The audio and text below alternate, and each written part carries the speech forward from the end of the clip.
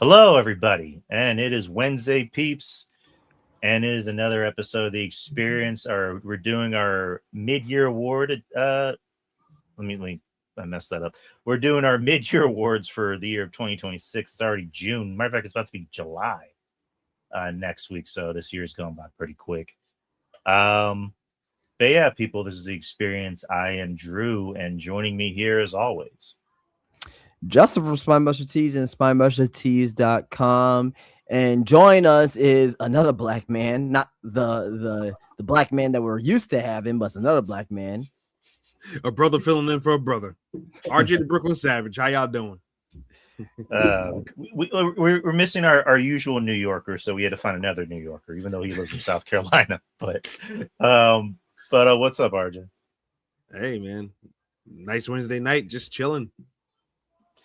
Yeah, that's what we usually do. But it's gonna be a pretty fun show tonight. We got our mid-year awards and also review some shows, preferably AAA and MLWFUSION. I know we have a boatload of pay-per-views coming up this weekend, so we can, I guess, kind of, if we're up for it, review not review them, but predict those, because there's the Saudi show, King of the Ring and Forbidden Door, Slammiversary, and there's one more that I'm blanking on. Is there another one? NXT, Grande American Bash.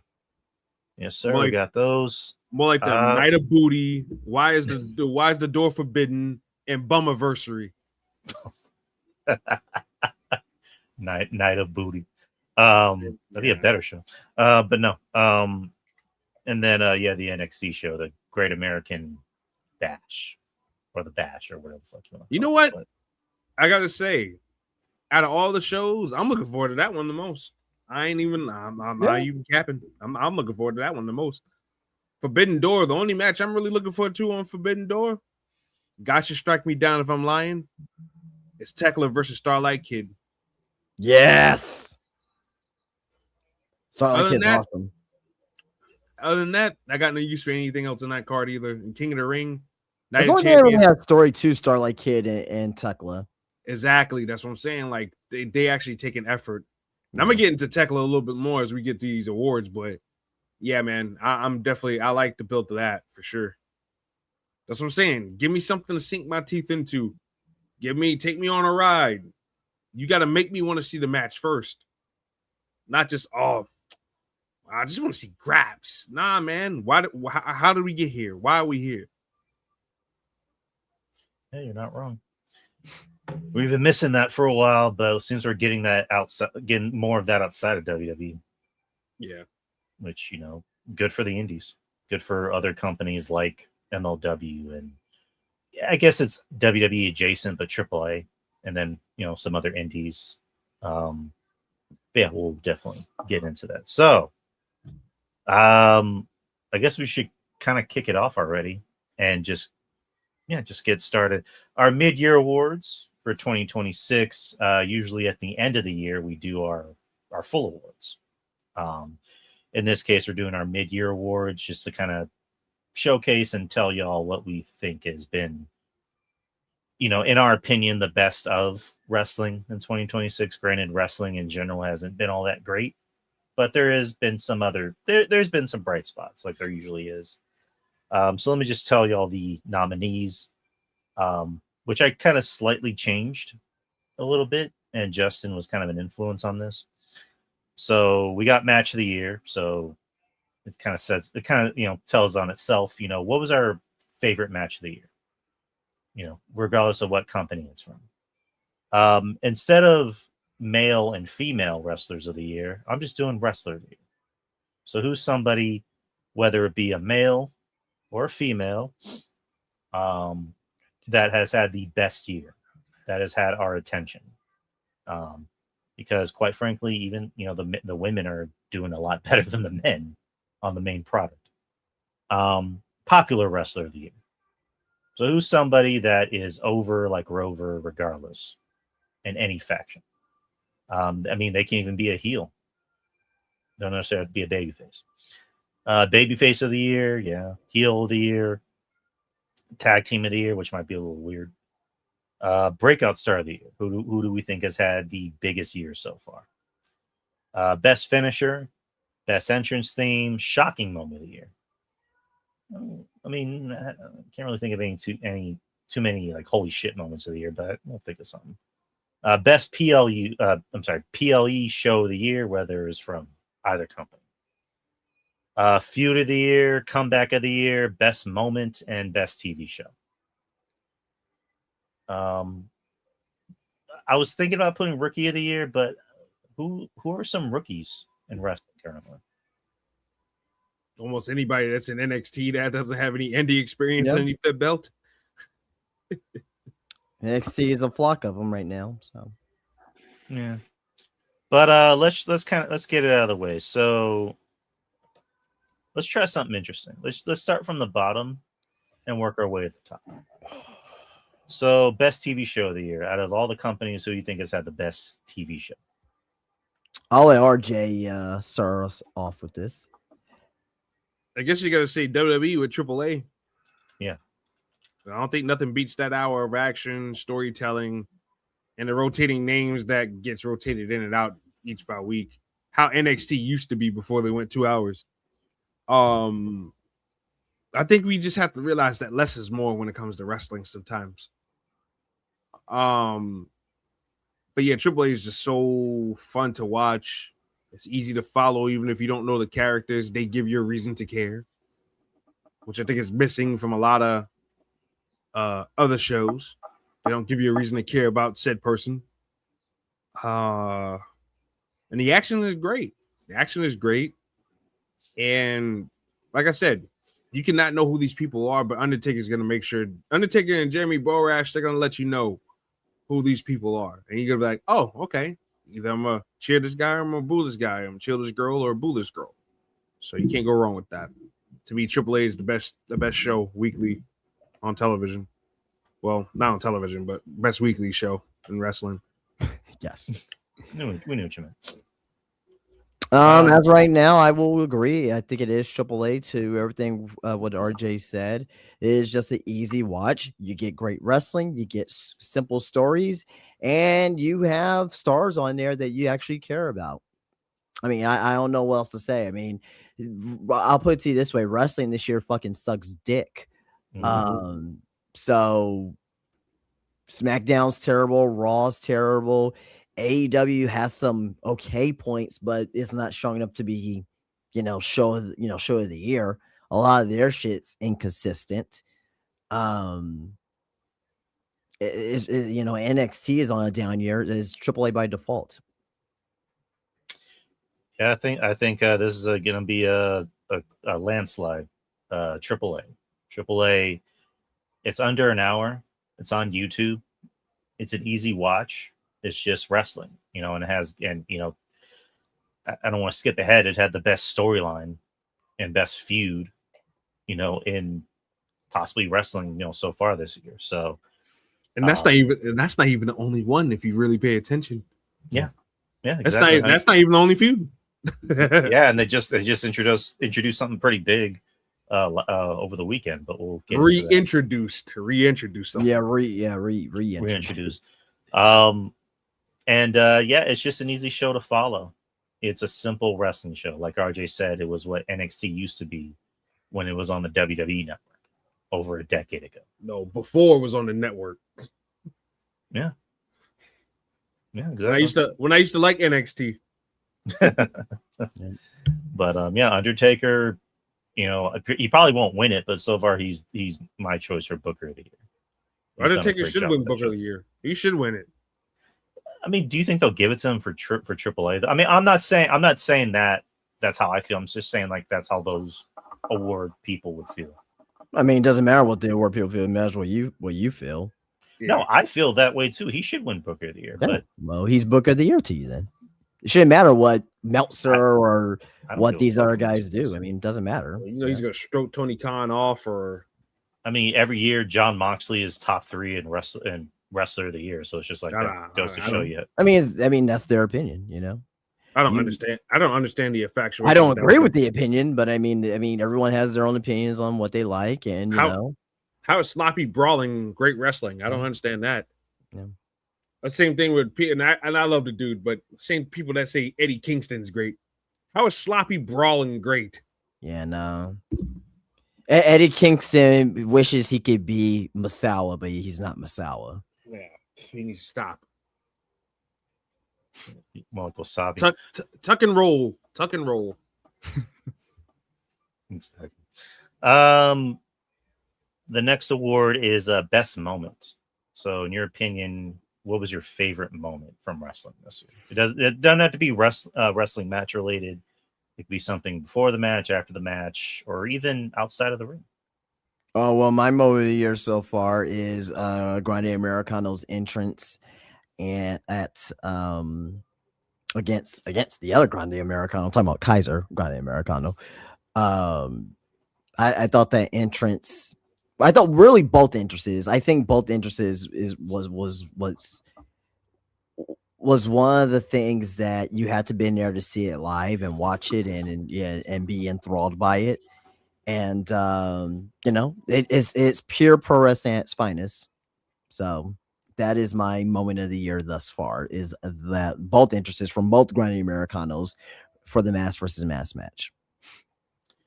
That was good. That was great. Obviously, we all love that match. Mine is a little bit more heartfelt, a little bit more heartwarming and personal. And that was Cross winning the MLW title in front of his mom, and his mom announcing that she was cancer free. I thought that was great. Obviously with Cross, we have that connection with him through, our friend Kevin.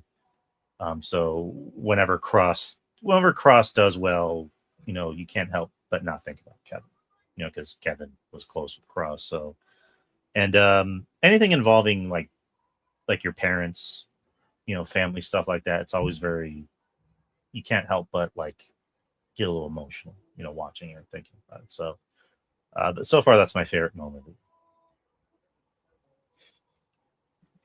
My favorite moment was Obafemi handing Brock Lesnar his ass at WrestleMania. Yeah, that was a good moment. Good moment. So that, there's some WWE love there. Yeah, WWE's had some bright spots, but that's one of the minor bright spots that I'm digging. I'm digging the invasion of the brothers. Yeah, God damn it, Triple H is trying to beat those racist allegations, isn't he? Yeah, he ain't doing. You know what I mean? Whatever. I don't see color. The brothers have a 3-way program for U.S. title. Obafemi's in the upper echelon of the card. I don't know. He's trying to beat those allegations. You got to go all the way there, son. But yeah, I did like that at WrestleMania, though. That's one of the few things that I actually did like about that show. So yeah, that's my moment of the year so far. Grande Americano, that whole thing. Just a moment after the match, Gable, unmasking and everything. That was a close second. Yep, that was a close second. But yeah, Oba and Brock, definitely. I definitely love that. All right. Comeback of the year.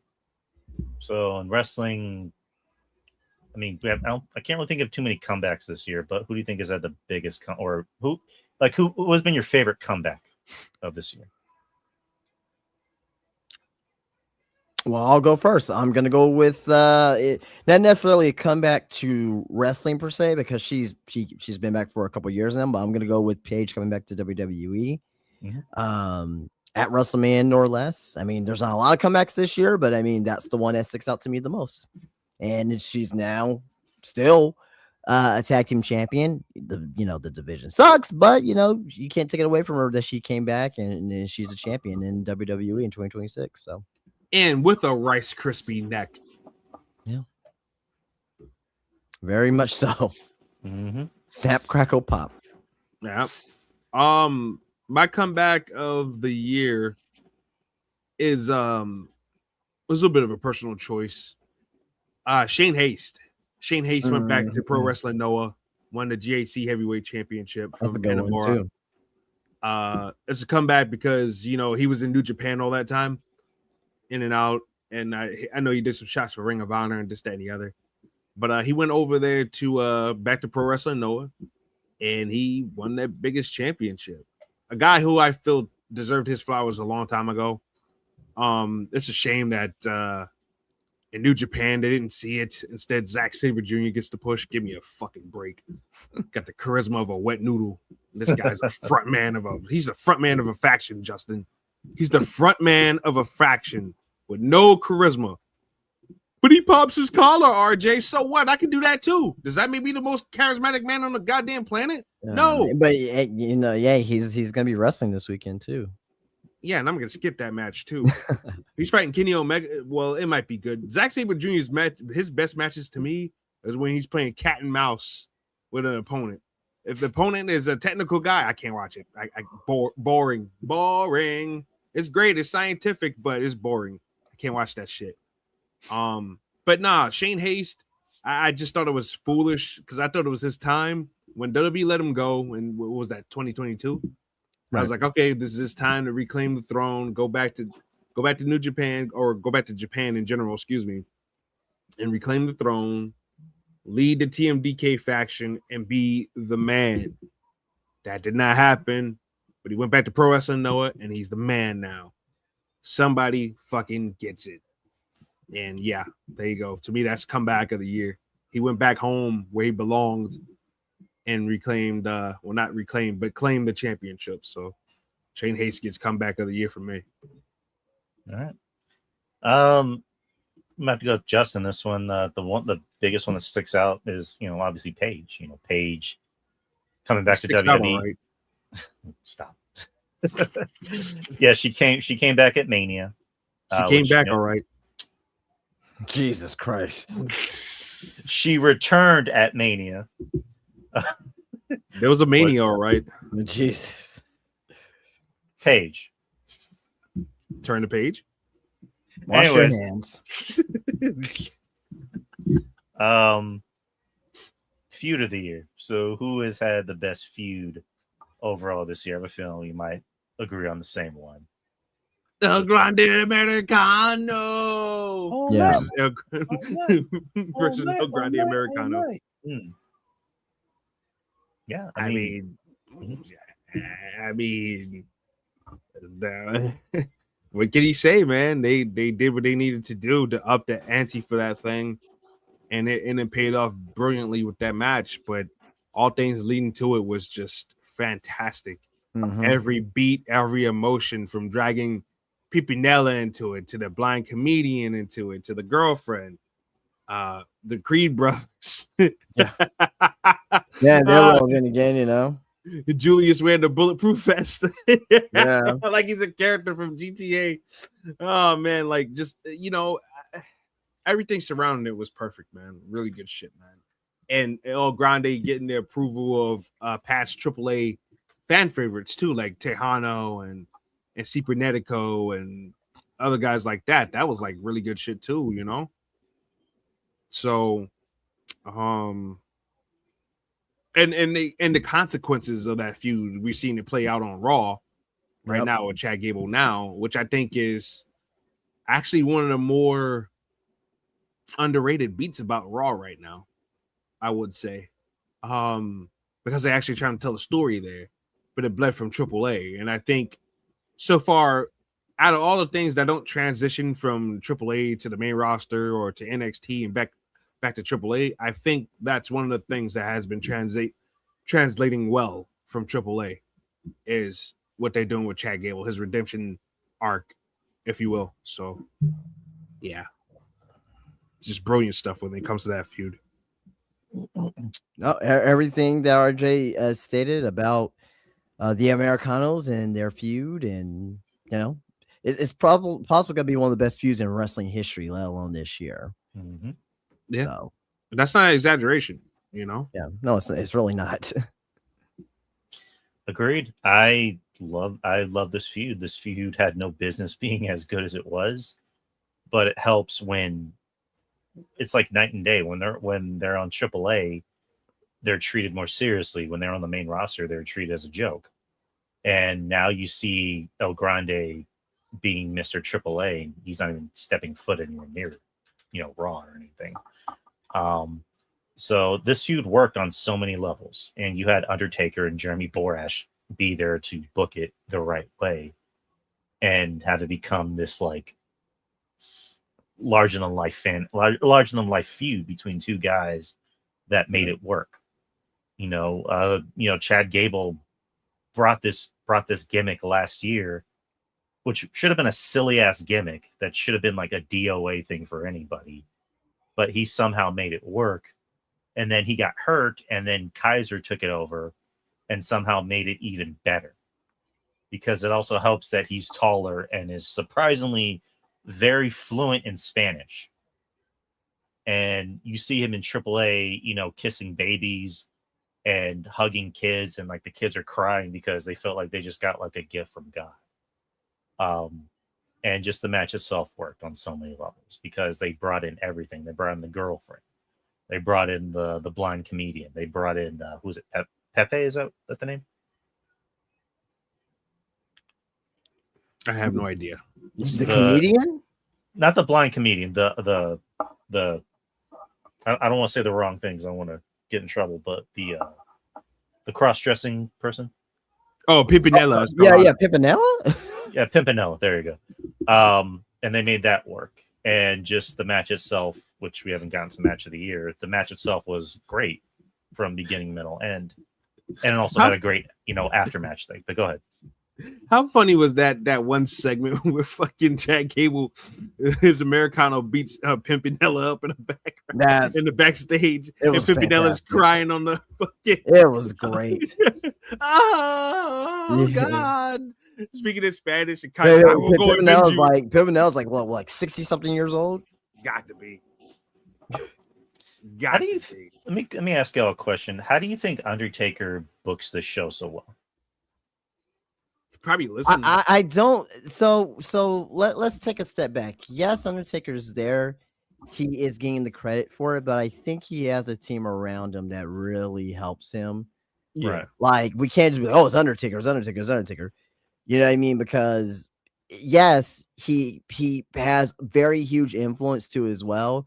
But in order because Undertaker, he wrestled in the United States for 95% of his career. He didn't really wrestle in Mexico that much, right? Yeah. He needs to have people there that actually understands the traditions of Lucha Libre wrestling. I don't think Mark Calloway really deep down understands the full idea of Lucha Libre wrestling. So that's why he has other people there from the former regime. I can tell you one person that should probably get a little bit more credit. Well, I don't know what his condition is right now. Him working in AAA backstage, but Conan, yeah. I don't hear his name come up very often. He deserves credit for what this is going on too as well. I'm pretty sure they bounce ideas off each other, but just saying that it's just all Undertaker, I think that's kind of reckless. But also too as well, like when it was like all Triple H, right? Like we, gave Triple H all the credit in NXT but also he had Ryan Ward there too, right? Yeah. And Shawn and Michaels and Matt Bloom and had other guys there. So yeah, and now we're seeing what Triple H is doing now. So it's like, not saying that Undertaker is bad, but I'm just saying just can't fully give. I don't want to give all the 100% credit to Undertaker when I know for a fact that he doesn't really fully understand Lucha Libre wrestling at the core of it. Does Chavo still work there? Chavo's a consultant, supposedly. Yeah.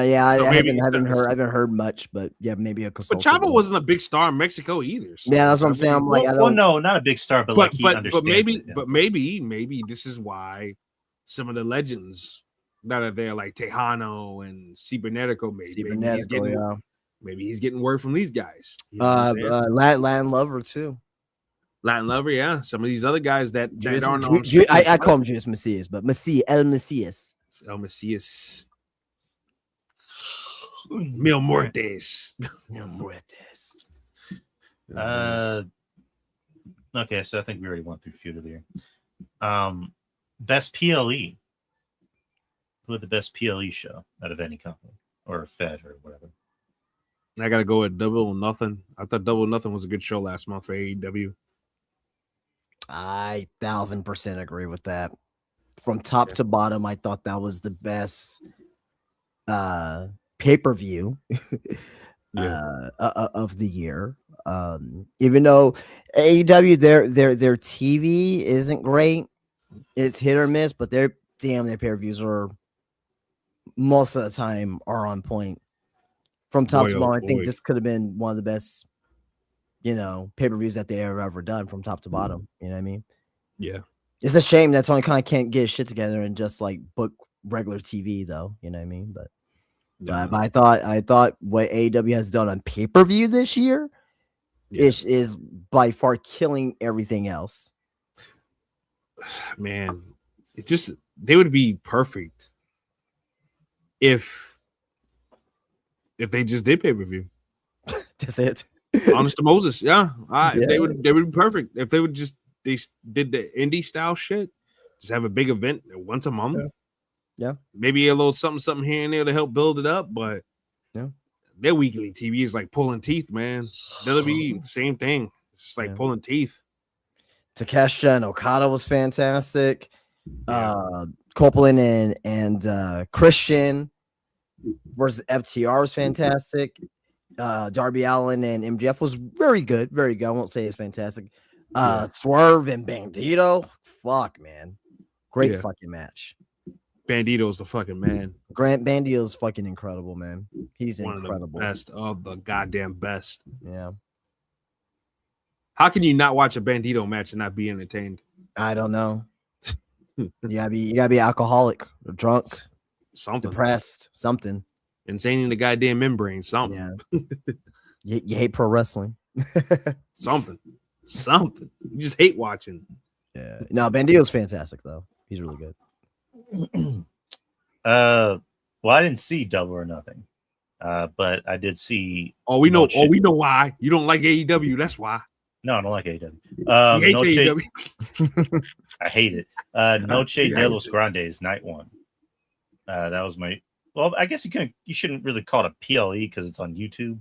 Yeah, but that's kind of why I disqualified it, because otherwise that would have been my choice too. But yeah, I didn't pick that because I didn't have to pay for it. It's a free show. I mean, fuck it. I'm just gonna call it a PLE because it's an event of some sort. But night one, that was my favorite show from top to bottom. I liked all the matches. Obviously, the main event. Even though I did say, as much as I like the matches, it kind of seemed like a one match show. Even though the matches themselves weren't even that bad. So that is my choice for. I'm just gonna say event of the year. Let's see. This is kind of a weird nominee. I don't know why I put it. Shocking moment of the year. So what was a big holy shit moment from wrestling this year? The return of Perros Domal. That was a shocking moment. It was shocking. Not for me though. I'm gonna go kind of what you said earlier, RJ. My shocking moment of the year is the squash match at WrestleMania with Obafemi and Brock Lesnar, because I wasn't expecting to be a squash. The only reason I say it's shocking is because I didn't expect him to get the name. I didn't expect him to get the name or the gimmick. I knew that they were trying something adjacent with it. Yeah, with Garza and Carrillo wearing the claw marks and shit on their chest and shit. Yeah, but I didn't expect them to get the full blown gimmick and get Daga in here too. Daga, yeah, got Daga in there, and and not a lot of people know, but Angel's dad was in the group. No, not his dad. That's his uncle. Or his uncle. I'm sorry. Yeah, I'm sorry. His uncle. But he looks like his uncle, right? He looks exactly. He looks like Hector, just like 20. 20 pounds lighter. But regardless, though, family member. But anyway, like his uncle's in the group, was in the group rather, and it's like you have chance to putting Penta in there, right? You know what I mean? Maybe if they want to do something a little heelish with Penta, which I doubt, but but the history's there. The history's there for a story, at least, if they want to decide to use that, whoever, right? The only thing I don't like about it is like, I love Carmen Petrovic. I love her, but Bronco Nima you know, you only got one half of OTM in there. That's the only thing I really kind of about it. But Daga, he's a big Mexican dude. seeing being the leader though is a fantastic choice. I love. And he hasn't been in AAA since what 2018-ish. Yeah, it's been a long time. When Conan had the Lucha Brothers and LAX and Impact, Daga was over there too. Yeah. So yeah, that makes sense. Is Tessa Blanchard gonna come in? Oh God, yeah, that's her ex-husband, who she cheated on, by the way. Yeah, I know. I'm just kidding. Daga said she cheated on me with another man. That's damn. Yeah. Damn, Daga. Wow. But supposedly his girl's supposed to be coming over to AAA too. Yeah. Cena. Yeah. Yeah. That I did hear about. That's a woman right there. Yeah, buddy. AAA needs more of them too. I'm glad that we're getting rid of because AAA's got the same tired out older women. They need some fresher faces. Yeah. They're starting to work on that from what it looks like, but Yeah. But yeah, I mean that's a good one, dude. Those Perros de Mal coming back. You know what I mean? The factions has been disbanding since Perro died, right? Yeah, since Ray killed Perro in the ring. Unfortunately. Yeah, he did. Yikes. A big yikes. It was over a decade ago, right? Yeah, 2015. Yep. So deadbeat dad. Jeez. And a murderer. And why do I have a feeling that Dominic's gonna lead the faction, by the way, too?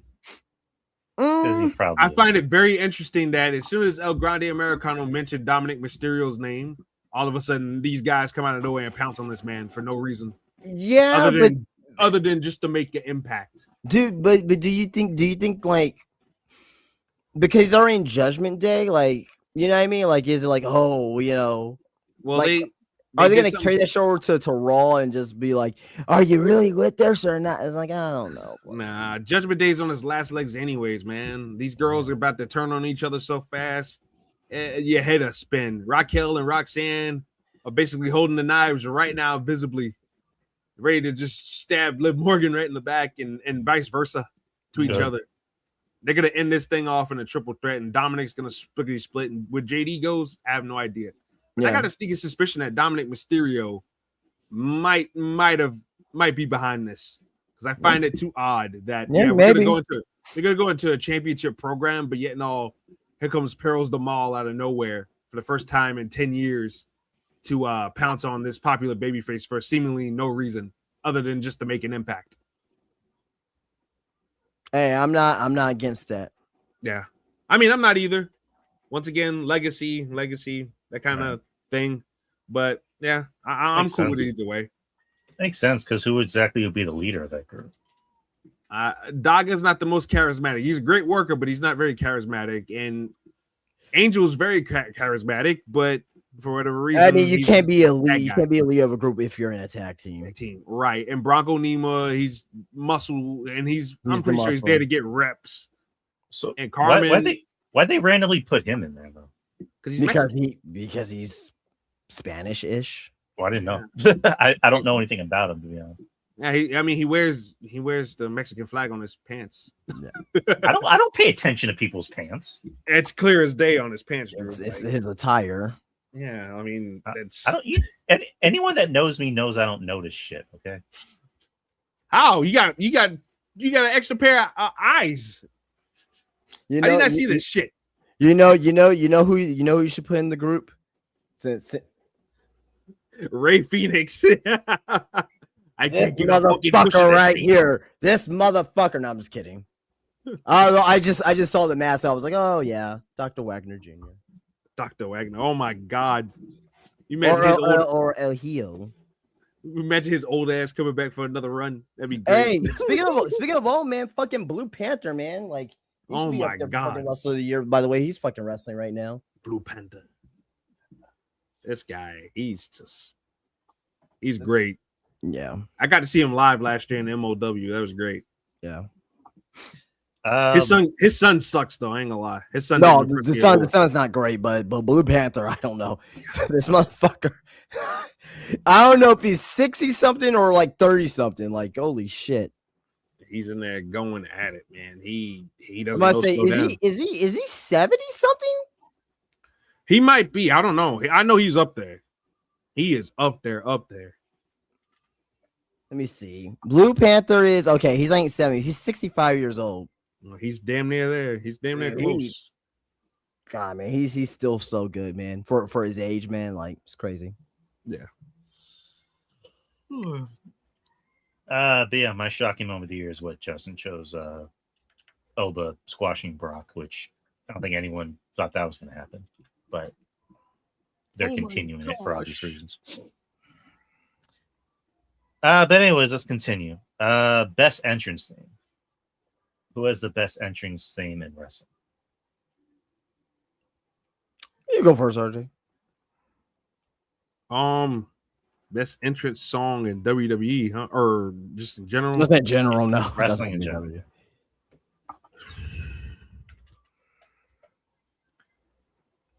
If you don't have it, I don't mind if you want me to go. The best theme song in wrestling that I like personally is Tekla's song. Tekla's really good. Yeah, I like that song, man. I like the entrance too. Like that girl can't do no wrong in my eyes. I'm sorry. There's gonna be a lot of praise for Tekla, so y'all better get ready. Yeah. No, I don't blame you, man. She's definitely up there. She's definitely up there as far as what she's doing so far this year. For me, I think it's easy. I think he's good, but people make it seem like he's like fantastic. He's good though. Not taking anything away from him. Ricky Sosa. Best entrance team. Does that really? I would have said him too, but that song's not even for him. That's like it's a rap. He named himself after a rap song, and he named himself kind of after like Chief Keef in a way, and it's like but I get what you're saying, but what I'm saying is that like I mean it ain't time to Sosa, bang, like it's like come on, like you gotta it gets you hyped every time, you know what I mean? It does. And the thing about it is that I was like, man, I hope this kid's good.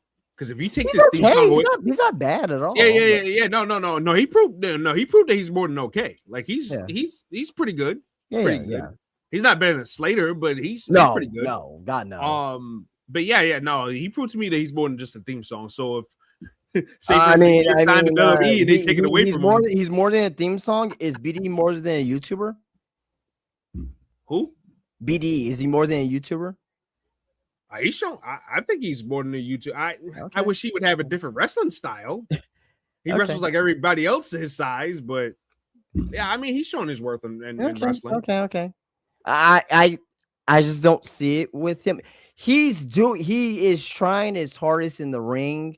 I hope he's successful, but I'm just not like. I'm seeing like what's the guy's name? Brent Oakley, whatever his name is. Brent Oakley, yeah. I think he's better than him. I think so too.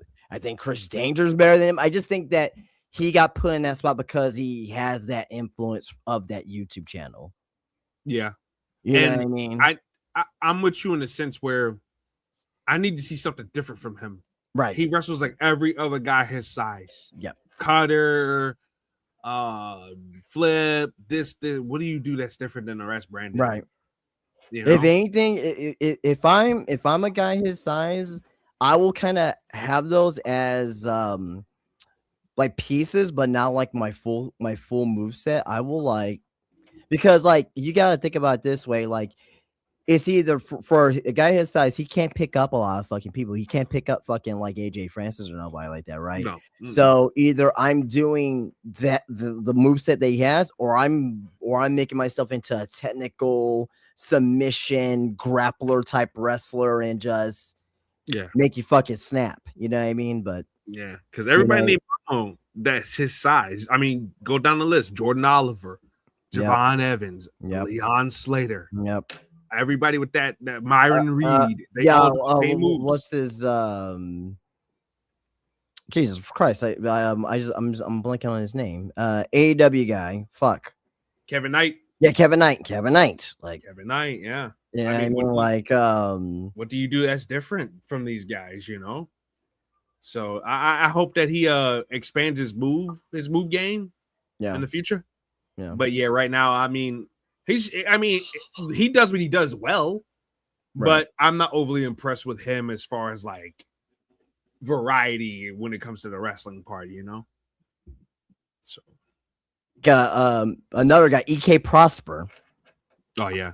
From yeah. I don't know if you've seen much of him. No, he's good.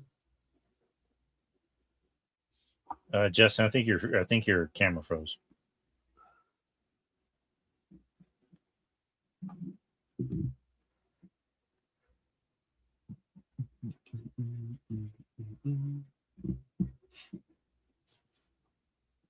RJ, you still there? Yeah. Okay. Yeah, I think Justin's camera froze. So Just Well, to throw it out. let me get mine out of the way. My favorite theme is I like Obafemi's theme. I even like the remix of it, of just starting out with the huh in the beginning and then kind of mixing it, and then as soon as we get to the end, it gets real quiet and you do the whole dun dun dun dun dun dun. I like that. I like that mix. In this era of people being deaf rebelled, I think Oba's is one of the better ones. I also thought it was kind of a cool visual on Monday when Oba was about to come out and you see this large like silhouette in the crowd of Oba. I'm like, oh, that's kind of cool. Yeah. But Yeah, Oba, it's just very rare that WWE makes great music for the wrestlers anymore, man. You got to be either a part of that damn bloodline, or you got to be Japanese, or you got to be foreign in some kind of way. My man Evil's got him a nice little theme song down there. Evil has a good theme. I'm like, wow, all right. Have you seen some of his merch, like his t-shirts? Not bad at all. It looks good. Like, I'm like, damn, I'll actually wear that. You know? Yeah, and I'm not even a fan, but yeah. Speaking of, are you ready for Hiromu to come in? Oh, Takahashi's definitely coming in on Sunday. Dude, man. I was saying to somebody in the shop, man, that because he watches New Japan, and I'm like, man, if this was Hiromu before the injuries, man, I'll be so much more hyped. You know what I mean? But he's fucked up already. You know what I mean? Yeah. So like when people were gonna be like, oh, this is the guy that you're raving about, but yeah, it is, but I'm really thinking about the guy from like 5 years ago. You know what I mean? Like, yeah, before all the neck and knees and kind of like with Naito. Oh, this is what you're. No, you had to see Naito in 2016, like Naito in 2020, 2025. Like, you know what I mean? But with grandpa knees and bad vision. Jesus, man. Just him coming out, just him coming out being a dick to fucking to Tanahashi during his retirement was one of my moments of the year too. I forgot to mention, but yeah. So it sounds like they're making NXT almost like kind of the New Japan or old New Japan. No, nah, it's not even close to that. Yeah, nowhere near close. All right. First and foremost, these guys are washed out of their prime. No, that's what I meant. It's like, it's only two guys. You know what I mean? No one else from.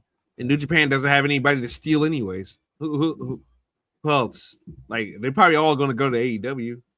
That's another thing that needs to be addressed. Callum Newham's good, but I mean, that's another thing that needs to be addressed that nobody talks about. Everybody talks about how WWE plucks from TNA or whatever, right? But nobody talks about how AEW. Tony Khan killed New Japan. Oh my God. He killed New Japan. Dead. Oh my God, dead. Yota Tsuji and Shota Umino is probably like And I don't even like Shota Umino like that. Well, you know, evil, not evil, but Sanada's getting back to being the Sanada I enjoy. Yeah, he is. I like what he's doing right now. Yeah, at least he's going back to kind of like old Sanada in a way with a new wrinkle. I don't need him wearing crotch tights anymore. Yeah, no. I need my Sonatas with like fucking, you know, crazy fucking hair, big bushy beard in different colors. Like, yeah. That Sonata was demon, not Inoki Jr., whatever the fuck they were trying to go for. Yeah, no. After he first left LIJ, that was boring. That was bad. Yeah, no. That was a bad creative call. Whoever made that one. Yeah, just 5 guys. Yeah, I'd rather have a burger. Yeah, no, right. That's stupid fucking faction, man. That was just 5 guys. Just 5 guys. But just 5 guys doing a circle jerk. Like what? Why did Taka Michinoku decide to like be a part of that group too? Is like, you know, Taka Michinoku needs to retire. It's over. Him and Kane tomorrow need to give it up. Yeah, Ishii too. Indeed. Mm-hmm. Yeah, but Taka, old guy now. Taka is coming, motherfucker. In your face. Indeed. Best finisher. Who is the best finisher in wrestling? Penta with the Mexican Destroyer. Yep, agreed. That's my choice. I mean, he hits that joint regular style, running style, springboard style, avalanche style, apron style. This motherfucker is hitting the Destroyer crazy style. I don't blame you. I'm like, God damn. All right. It's the year of the Destroyer. That's what I'm talking about. So yeah, I gotta go with the Mexican Destroyer. And they treat it as such too. Not many people kick out of that. Yeah. So. For me, I'm going to go with I like the OG cutter, man. I just like the OG cutter. Yeah. I think it's a fantastic, like, it's an awe when Javon Evans does it. So, yeah, the height and then with his lankiness and him being tall. That and the Swanton 450 from Leon Slater. I mean, like, that's still like, I mean, like, it's like only a few people can actually do that shit. Yeah. I mean, Will Ospreay's Hidden Blade and fucking Stormbreaker. That's always great for me. So there's that too. I know I'm only supposed to pick one, but I cheated on this one. So, but it's officially OG cutter though for me. It's officially OG cutter. So she cutter's impressive. And Io with her moonsault, which I mean it's simple, but she makes it work. So that's your pick. Well, no, I chose the Mexican. Yeah, that's right. Okay, yeah, Mexican Destroyer, but I also cheated like you, where I'm like, oh, I like Io's moonsault. Yeah, I got you. And I also like the BFT from LA Knight. It's pretty cool. Where am I at now? Breakout star of the year. So who has had a big year in wrestling so far? Breakout star in wrestling, huh? You got this, RJ. Go for it. Yeah. Breakout star for me is Tekla. Tekla, the swagger, the confidence, good matches. Is she better than Mercedes or the top women in AEW? And then when it comes to the ring, not necessarily, but she checks off all the points that I look for in wrestling. I look for promo, charisma, the ability to talk me into watching a match, which she does. The matches aren't bad. They're not. She's real. Great, but they're watchable, and she doesn't have holes in her game. She doesn't have holes in her game. So yeah, I gotta give it to Tekla. She's really broken out, and I even forget that she even leads a faction nowadays because those two girls are so, as hot as they are, they're so ineffective. Yeah, they don't add to anything, which kind of makes me upset because I do like them both. Yeah, and Julia Hart, I mean, they're like sweet girls. They look like they try hard, but it's just like sometimes you forget they even there. That's the problem. Well, for me, Tekla is great. That is, I agree with you. So that is my official decision. But the guy I was blanking on the name earlier. I don't know why I was blanking on Kevin Knight's name, but I think he's having a hell of a year so far. He's TNT champion, and it seems like Tony Khan actually wants to do something with them. So, Justin, how disappointing is it that they shoved his ass in Don Callis' family? Yeah, I don't like that. Yeah, they should just made him just heal by himself. Yes, but the Don Callis family, it's like I think Tony Khan knows that it's kind of like a joke at this point. So he basically makes a meme out of it. Literally everybody's in that fucking group. But if you're serious about this guy, he shouldn't be in a joke faction or perceived as a joke. Those guys are a bunch of merry band of losers. I'm sorry, they are. That's when people go, "Oh yeah, Don Callis." I mean, there's only a few that I mean, when you get down to the lower part, I mean, once you get to fucking like Lance Archer, I mean, forget about it. Last time that motherfucker won a match, I think. But like Fletcher, formerly Takeshita was in there, but Okada, Fletcher, Okada, Andrade, like for now, because I think he's on his way out. Andrade's on his way out. Okay, yeah, but he's still in there technically right now. But yeah. But I mean, those are guys that to be reckoned within the group. But like the other motherfuckers in there, like I mentioned fucking Lance Archer, man, but El Clone, I mean Rocky Romero, I mean, come on, Josh Alexander, who's injured right now, Brian Cage, I mean, Rocky Romero's Wardlow, who he just Wardlow's still a thing. Jesus Christ, I damn near I want to cry when I hear that guy's name. I want to cry. Guy should have been a much bigger name by now, but that guy should have been a star. But I mean, Tony Khan fumbled him, but then the injury started kicking in too. That's what I was gonna say. Like it's really you can only blame. It seems like every time when he comes back, he gets injured immediately. It's the same thing with Private Party. I can't blame Tony Khan anymore. You can't. I mean, a guy's injury history. It's not Tony Khan going out there and be like, "Hey, I'm gonna shoot you in the face."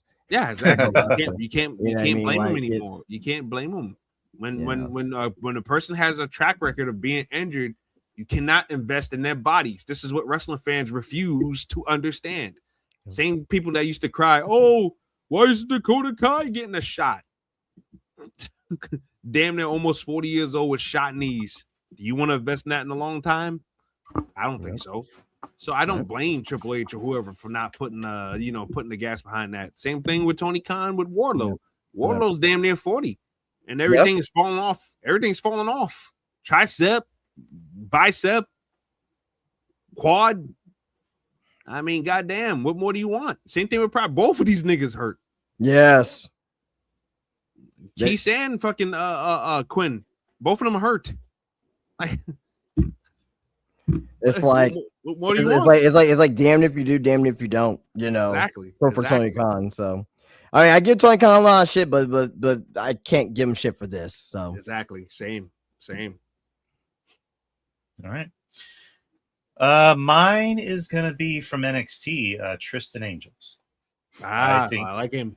I very much so like him too. I thought you didn't like Tristan Angels. I mentioned him to you a couple weeks ago. You're like, I kind of like. No, I probably said that about someone else, but no, Angels. Shiloh Hill.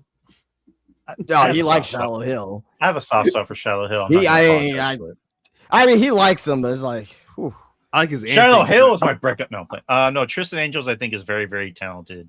Yeah. Very old. I really like Tristan Angels. He kind of is a mix of like 90s Chris Jericho as far as the look and the talent. He also kind of looks like Blue Blood Hunter Hearst Helmsley a little bit.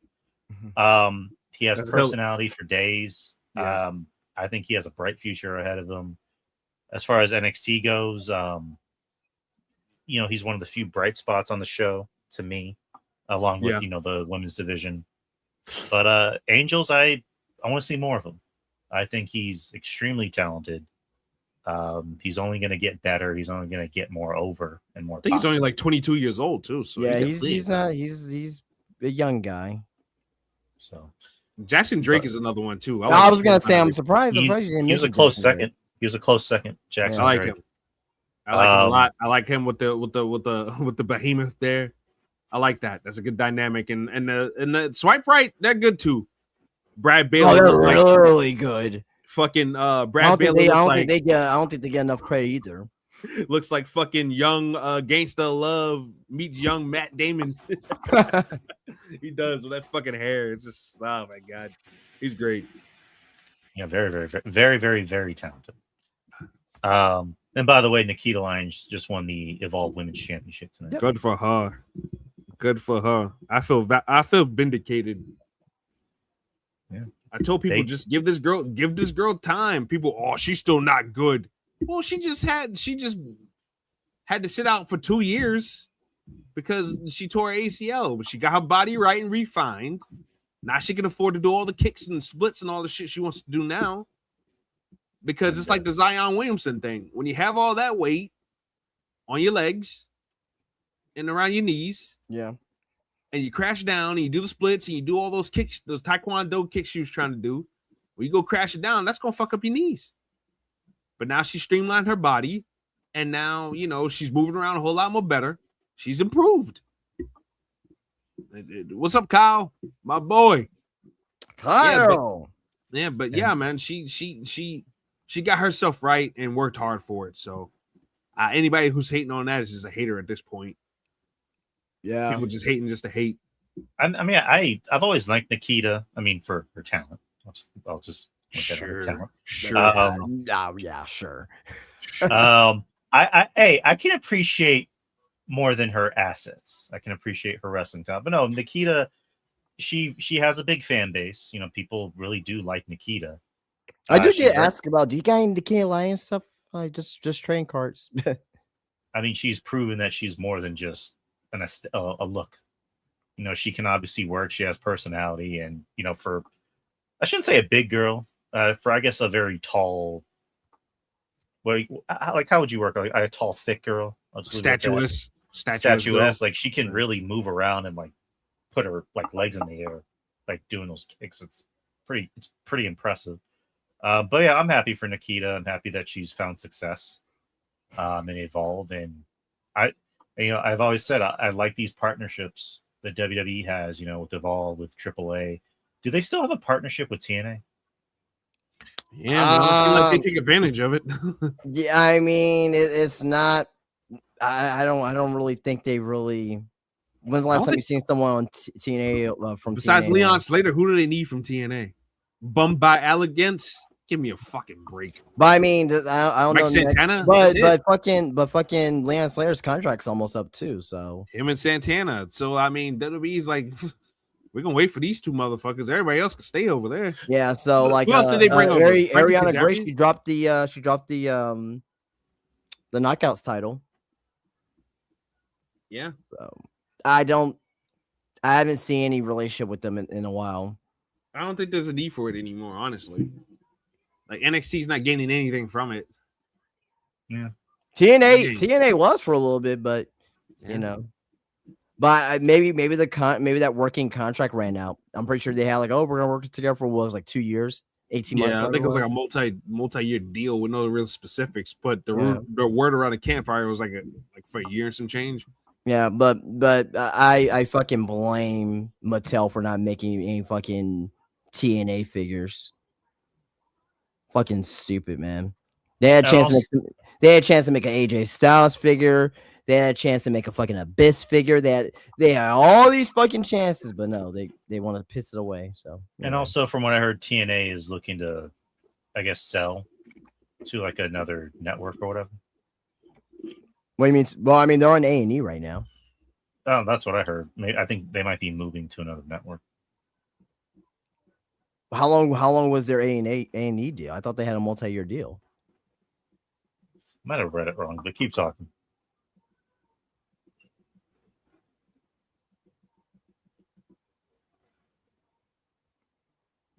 TNA moving networks. Oh, I guess I read it wrong because it literally started this year. That's what I'm saying. Like, I don't know how that can be possible, but okay. Well, I don't know. I guess sell to another company. Maybe that was what they said. But I don't know. They could be up for sale, yes, but like they're not gonna have another. They're gonna be on A&E for a little bit. Yeah. Right. Tag team of the year. Have there really been any good tag teams this year? Yeah, if you look close enough. So I'll go with my tag team of the year. I'm gonna go with a tag team that is I won't say proven the worth. I mean, they're a classic tag team at this point, right? But a tag team that still shows that they are still one of the best tag teams of all time. I am going with Cope and Cage. My tag team of the year is Dijak and Corbin, the Skyscrapers from MLW. Oh, they're great. Corbin and Dijak have been doing That's some really good work together. That's fine too. They fit each other well. Now they got they replaced Corbin with what's the guy that looks like Psycho Sid? Oh, I know what you're talking about. I forget his name though. Josh something. Josh Bishop. I think he's good. Yeah. I was like freaked out by how much he looked like Sid. Yeah, he looks like Sid. Oh yeah, it's fucking yeah, it's nuts. I know he was doing stuff with West Side, but yeah, he's the new Skyscraper now. As we all know, Baron Corbin's supposed to be going back to WWE soon, so but yeah, no, I thought Corbin and Dijak did good. They did good work as the Skyscrapers, man. Real good work. I saw their match with the Good Brothers they had. It got thrown out, but it was a really good match before he got thrown out. They worked really well together. Yeah. Maybe that's what Baron Corbin needs, honestly. Maybe that's what both guys need, honestly. Because I feel like both of those guys are missing something. Yeah. Maybe that's what those guys need. Maybe those guys needed to be in the tag team. Yeah. Yeah. I mean, Dijak, Dijak and Mace was a pretty good team, but they didn't take that seriously. Yeah. I don't know why, but I love two Dijak. big tall motherfuckers like that can move on one team. That double choke slam they should do is sick, man. Oh shit. Yeah, but Dijak, when he brought in his 80s cop gimmick, I just thought that was funny as fuck. My law. Yeah, I'm Dijak. I like the match with what the fuck's his name? Why am I blanking on his name? He's the Russian guy. Oh, Dragunov. Like before the match, he just goes up to this random mom and her kid, and he just goes, "Get that kid out of here. He doesn't need to see this." Well, that was his daughter. That was his child. That makes it even funnier. He's like, he doesn't need to see this. And the theme is awesome. I love the theme. Dun. But yeah, him and Corbin I think are great together because, like you said, Corbin on his own is vanilla. If you that's being kind. I think Corbin, when he's surrounded by people, some wrestlers I think need people around them to be interesting. When it's just them, it's like Miz. Miz needs people around them to be interesting. Yeah, if they bring back Corbin and put him with someone, I think that could help. But I don't know who you put him with. But so next is heel of the year. So who's been the best villain in wrestling of the year so far?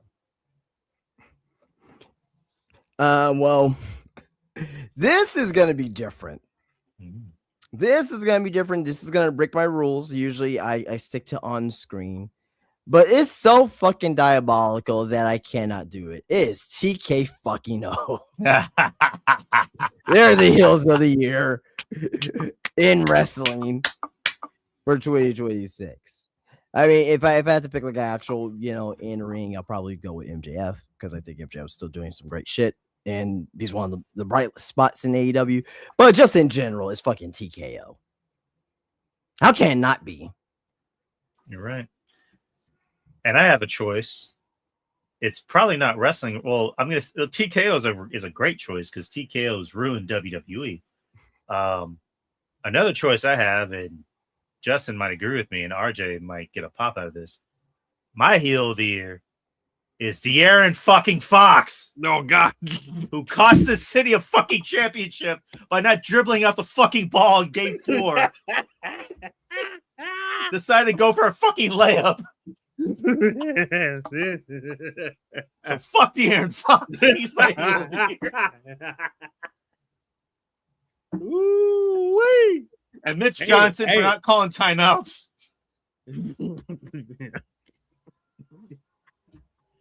Justin just left. Justin, come back, Justin, come back. The Aaron Fox. Oh God. Drew Yari versus De'Aaron Fox. Ding, ding, Fuck ding. you. But no, at TKO, that's certainly those are the true heels of the year. You can say MJF. That'd be a safe pick. His stick is getting old though. Yeah, but his stick is TKO certainly they are certainly the heels of the year because they have done so much harm to the current WWE product than good.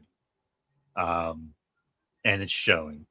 I mean, they make it pretty obvious that they got their hands on the product. Justin, you know I was fucking around, right? No, you weren't. You definitely okay, weren't. I wasn't. I know you weren't. No, but no, I'm agreeing with you on TKO. TKO certainly has done a lot of harm to the current WWE product. I mean, they've been very open about we're a part of the creative process in wrestling. It's like, okay. I didn't even know that. But yeah, TKO, they are the heels. They are the most hated heels of the year. By jacking up ticket prices, by ruining wrestling programs. Fuck them. And De'Aaron Fox. Go ahead, RJ. My heel of the year, TRIPLEAA. All right. TRIPLEAA, she's great. She's really fucking good. She's over here whipping Okada's ass. Yeah, that was fucking hilarious too. The other Okada giving this man, a grown-ass man, a spanking. Beating his ass, terrorizing this just man. in the middle of the ring, just come out and fucking start him and just starts, just starts whipping his ass like a government mule. And like I said, she does a good job of really being a antagonist against her opposition, and really hyped this whole thing up with her and Stardom, this beef thing. So yeah, just I can't say enough things about her. MJF would have been all right, but MJF to me, there's nothing new or fancy or shiny about anything MJF does at this point. So it's like whatever. But yeah, WWE, I really can't think of anybody that really grasps my attention. Damn sure ain't Gunther. Gunther puts me to sleep when he tries to cut a promo. Shoo! That's me. Well, I'll give you another heel. You want your biggest heel in WWE right now? Not TKO. I'll give you another one. Creative. That's another heel. Yeah, Justin's being meta tonight. Ryan Ward, you bald-headed bastard. For the longest time, I thought he was a white guy too. Of course, he's He's black. Black guy. He looks like fucking George Foreman, man. That bald ass head. No, he looks like D'Lo Brown when D'Lo Brown was fat and out of shape in TNA. Yeah. When D'Lo Brown was the Aces and Eights president or whatever. Like we couldn't tell that was that motherfucker underneath that mask. That D'Lo Brown, that peanut bald head. Come on, man. That cashew head. Get the fuck out. You better recognize. Look at the real deal. What? Hang on. Get your sorry ass off the street. What you gonna do about it? Bring it on. Piss on the feet or wherever it is. Bring your sorry ass out in the street. Piss on the feet. And then Maven, I just can't stand Maven. Fuck him. But babyface of the year.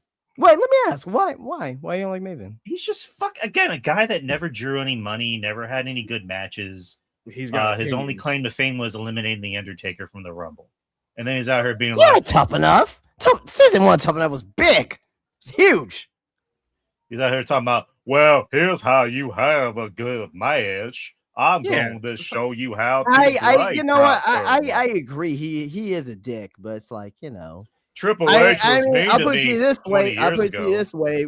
He was in that position. We weren't. So yeah, he's speaking he's not speaking to the wrestlers. He's speaking to people like us. So yeah, Triple H stopped my push. Triple H was mean to me in catering. You wasn't good. Like you act like he was good. You act like he was Rob Van Dam or something. Hey, he had a hell of a drop kick. If Rob Van Dam said all that shit, Maybe it about wasn't Triple H, great, I'd be like, though, you but- know what? Hey, Rob, you got a Look, point, bro. we're acting like Damn good there point. was no positive things about Raven. Yeah, hell of a drop kick. Yeah, fucking great theme. I mean, come That on. he doesn't even like. I don't give a shit. It's still a good theme. Again, if you fucking never great drew any theme. money or had any good matches, you shouldn't be giving advice Yeah, I to mean, wrestlers. Yeah, I'd take more advice from Stevie Richards, because at least Stevie Richards did things. I'll show you. You'll It- see. so name one good Stevie Richards match. Stevie Richards versus Brian Kendrick. Oh no, I'm 2008. talking to Drew. No, I ain't talking to you. I know you know.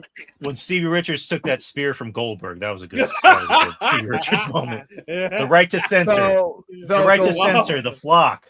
There you go. I said match. I didn't say. I ain't talking about matches. I'm talking about moments. At least he Oh. had moments. So Maven drop kicking Undertaker out of Royal Rumble is not a moment. Yeah, that's his only moment. That's his It's biggest literally claim. to only fame. moment in And wrestling. he took a hell of a chair shot too. Yeah, And in his the head same went through the moments. glass. His head went through the popcorn glass.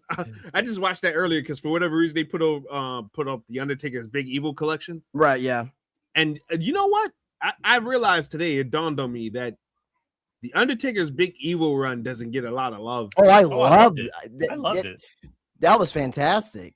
Undertaker That was my favorite version of Biker great. Taker when he just turned heel when he was beating up fucking David Flair in the showers.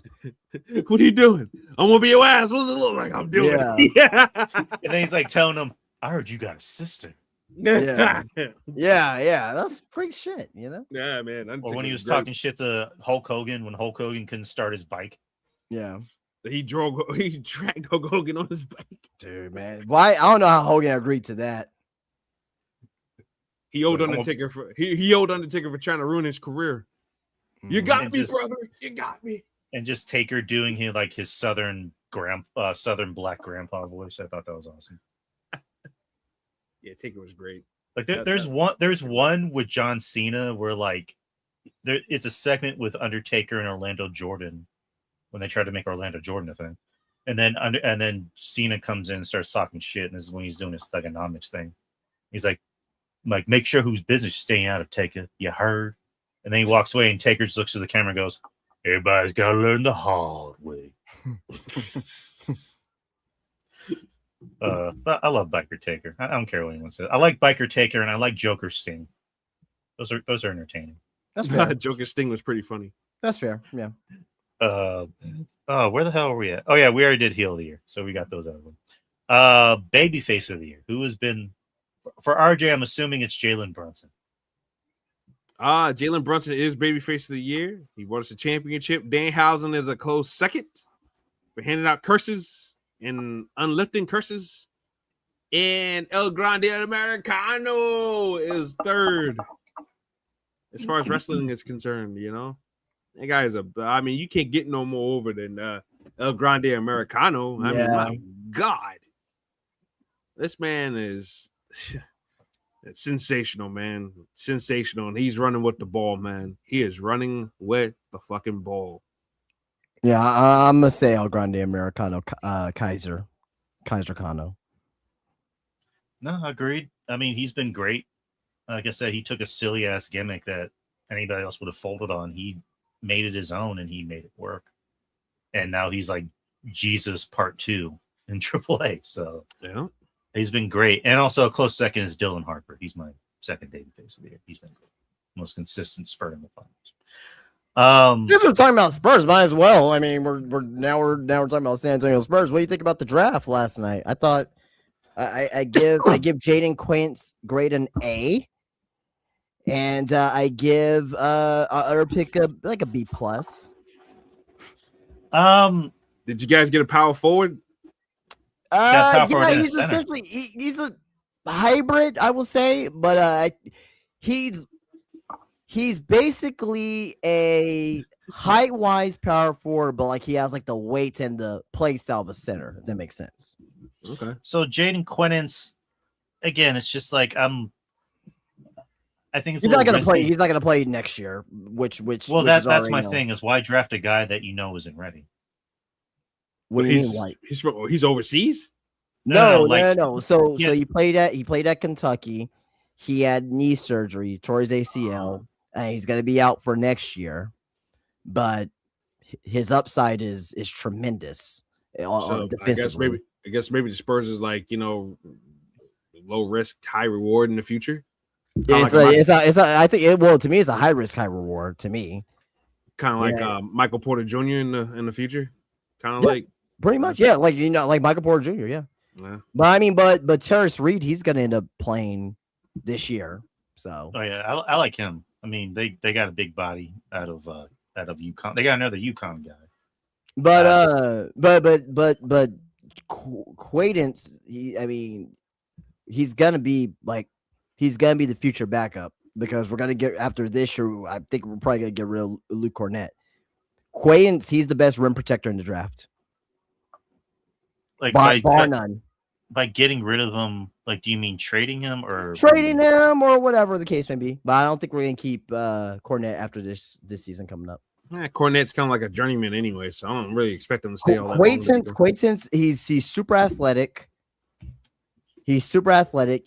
He is very physical down underneath. He doesn't need to play a lot. A lot of people are like, "Oh, well, he's injured." What he's not going to play 30 minutes a night. He's probably going to play in the playoffs. He's probably going to play maybe 15 minutes tops off the bench just to give Wemby rest. He's going to be a guy that's going to clean up rebounds, block shots.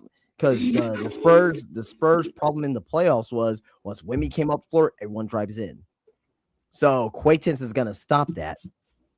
Attack the basket. But Terrence Reed can stop that too as well. So it's really going to come down to who's going to end up playing better. You know what I mean? Quaidance was supposed to be a top 10 pick. He was supposed to be a top 10 pick if he wasn't injured. So they're doing the second round tonight, and the Spurs made some picks. They traded it. They traded one of their second rounds to Denver. To Denver, yes. Yeah. So they had 2 second rounds. So they drafted a dude named Trayvon Brazil from Arkansas. He's a 6'10" dude, 230 pounds. Yeah, they're just gonna try to get every big that they can and see who's gonna work the best. And then they got a dude from Duke, Jacoby. Or no, not. I said it was Duke. I guess not. Jacoby Gillespie played for Tennessee, and he's a point guard. So yeah. Maybe. I mean, that's like it's just see what the fuck he have. He may be a backup for Jordan McLaughlin. He ain't gonna crack the rotation. He's not gonna matter. No, but no, I'm happy that they addressed the problem of like we actually need some like muscle in the paint to help Wemby. It's just I don't know. I wouldn't have went with a guy that we know isn't going to be ready for next season. That's why we traded and we ended up getting Terrence Reed, who will be ready. No, I know that, but I would have. I don't know, just personal opinion. Who would you have drafted in that position? In probably Chris Sinek.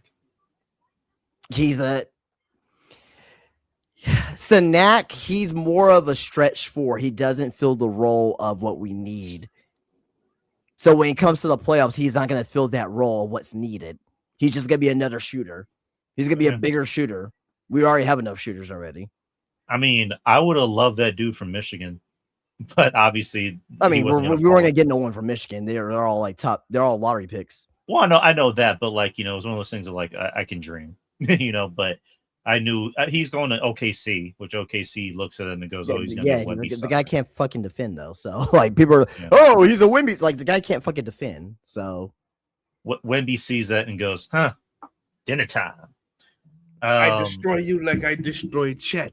Yeah, he made Chet his son. I think there's a chance that the Spurs could move De'Aaron Fox before the season starts.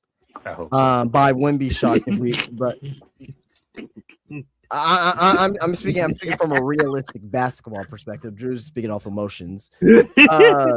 Hey, Miami might be looking for somebody. They do need a point guard, but they do need a point guard. I don't like any of the. Now I will say this. I will definitely do a 3-team trade or something like that. Yeah, so I can get something sharp back in return. Hey, Jaylen Brown wants out of Boston. I'll take a Jaylen Brown. I really would. You know what I mean? If that means getting rid of De'Aaron Fox and getting Jaylen Brown, who's a great two-way player. You know what I mean? I'll take him. This is a long stretch, but someone like Ant, he wants to be out of Minnesota. I'm kind of feeling like Ant wants to get out. Now we'll have to give up a lot. We'll probably have to give up like Carl Bryant and maybe fucking Dylan Harper, which I don't want to do, obviously. Oh my God, But- you gotta give up the whole bench But- to get but- Ant-Man. But you know, if you Timberwolves get a third team involved, fourth team involved, we don't have to give up that much.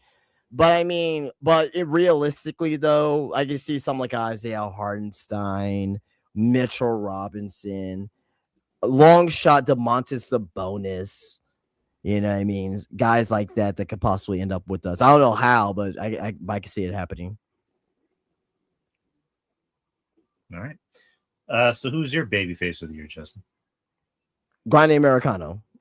Okay, Kaiser. so I guess we all Yeah, agreed on. right. Yeah. All right. So popular wrestler of the year.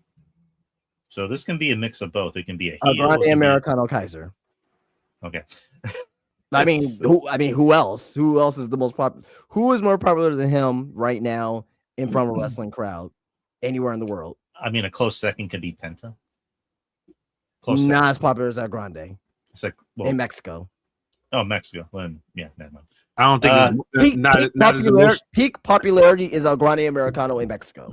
Yeah, I don't think people were that emotionally charged for Penta like they are with El Grande and Mexico. It's not even a debate for me. It's like apples and oranges. I love Penta, but like this, there's levels to this. Same. Yeah, he ain't getting that. He ain't getting that in the States. I don't think he'd get that in Mexico, to be honest with you, because Penta was mostly a bad guy in Mexico, anyways. Yeah. So Yeah, El Grande. What about you, RJ? yeah, I gotta go El Grande Americano as well too. I mean, my God, he's fucking Mexican Superman, and he's not even Mexican, you know. But yeah, he's immersed himself with the culture, and it's not in a mocking fashion. I mean, that's what happens when you're well versed in life, where you have different facets to you, and you can speak different languages, and you know certain things beyond your wheelhouse or your box, so to speak. And he's definitely cashing in on it right now, man. He is the most popular man right now in wrestling, as far as I'm concerned. So He just better not do anything to fuck that up. Nah, he'll be fine. He keeps his nose clean. You gotta wait to stick your tongue down your hot girlfriend's throat. I don't blame you. Hey, I don't blame you. You ain't doing anything I wouldn't do, Buck. But you gotta wait till you get to the house. No No matter how fine she is. No matter how fine she is, wait till you get her in. Wait until tonight, girl, and get her in the, get her behind closed doors. So I think this is going to be a clean sweep. Wrestler of the year, whether it be male or female. El Grande America. Well, I'm not going with El Grande. I'm going with MJF. I'm going with MJF. That's fine. I think MJF is for AEW. Even though the act is stale to me, Right. You can't deny that MJF is the constant, and he's the constant needle mover. He's been having the most consistent best matches. Grande Americano, as great as he's been, is really that mass versus mass match is somewhere up, even though it's one of the best matches of all time at this point. Yeah. But as far as totality, this is about totality for me. It's Right. MJF. Now it can change. We're only halfway through the year. It can change at the end of the year. All these can change at the end of the year. You know what I mean? Tekla could like break her leg or something like that, which I don't. Oh God, please hope not. I don't wish, but I'm saying it can change. You know what I mean? It can change. I cannot take Mercedes as champion, please. Well, it's gonna happen, brother. Oh It's gonna happen God. sooner or later. I don't give a shit on what bracket says what is gonna happen. I am going to. She's the boss. She's the CEO. CEO or what? Definitely not in my world. You know. I go in the ring and snatch her wig off. How about that? No, just do it to Jade. Match of the year. Nah, I actually like Jade. Yeah, Jade. Yeah, Jade. It's mass versus mass match. I think that's the highest raise. I think that's the highest rate match that Meltzer gave it this year, which says something. You know, so if Meltzer loved it. He almost gave it 6 stars. That's his highest rate WWE match of all time. And I mean, would you say it's or WWE adjacent, but it's really AAA? But I mean, would you say that is like one of the highest rates? Would you say that is the best rated WWE match of all time? You think? Definitely one of them.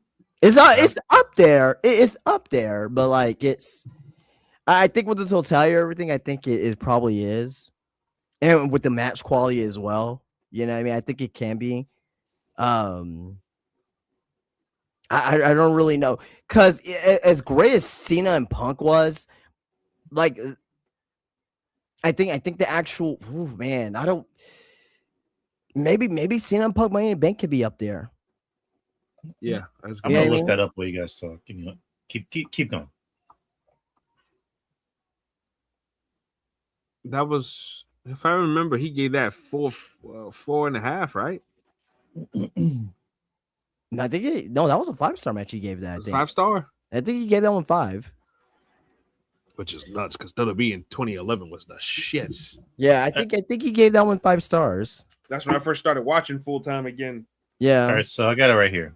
So NXT. I say there's a lot of NXT matches in there. Yeah. 5.5 was Johnny Gargano versus Adam Cole at Takeover New York. Yeah. Walter versus Tyler Bates at UK Takeover in Cardiff. 5.5, right? Yeah.